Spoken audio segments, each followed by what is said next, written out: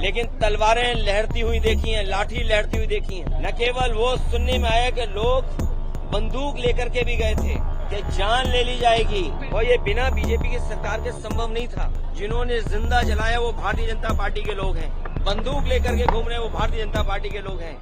Samajwadi party प्रमुख अखिलेश यादव ने करणी सेना के हालिया प्रदर्शन के दौरान उन्हें दी गई जान से मारने की धमकी और हाल ही में हुई घटनाओं पर तीखी प्रतिक्रिया दी।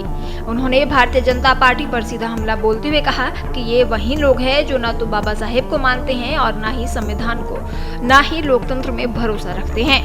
उन्होंने कहा, मैंने कई मौकों पर कहा है और आज फिर कहता हूँ, ये करणी सेना भारतीय जनता पार्टी की ही सेना है। तलवारें लेकर निकलना, जान से मारने की धमकी देना, ये सब प्रशासन और शासन के इशारे पर ही हुआ है।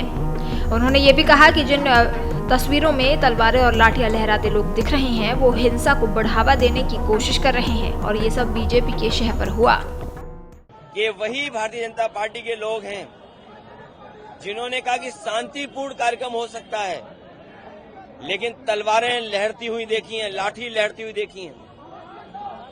न केवल वो सुनने में आया कि लोग बंदूक लेकर के भी गए थे, और जो स्टेटमेंट्स आ रहे हैं कि जान ले ली जाएगी, क्या ये वही लोग हैं जो बाबा साहब भीमराव अम्बेडकर का संविधान मानते हैं, या क्या ये वही लोग हैं जो लोकतंत्र पर भरोसा करते हैं? और राम जी आज सुमन जी के घर पर उनके ऊपर कितना क्या क्या नहीं करना चाहते थे लोग। इसीलिए कहा ये संविधान हमारी ढाल है, संविधान ही हमारी संजीवनी है। और इस देश की जनता ने दिखाया पिछले लोकसभा चुनाव में कि अगर कोई संविधान बदलना चाहेगा तो उस सरकार को, उन लोगों को बदल देंगे। ये जो संविधान बदलने निकले थे, ये इसी तरह का काम कराएंगे जो अभी कुछ दिन पहले हम लोगों ने देखा है कि नंगी तलवारें चलेंगी, लाठी लेकर के निकलेंगे। और ये बिना बीजेपी की सरकार के संभव नहीं था। ये सरकार खुद शामिल थी।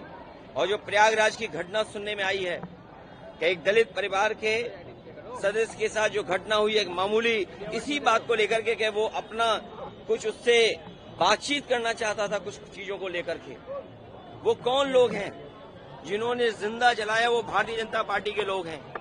वो कौन लोग हैं जो लाठी लेकर के घूम रहे हैं, बंदूक लेकर के घूम रहे हैं? वो भारतीय जनता पार्टी के लोग हैं।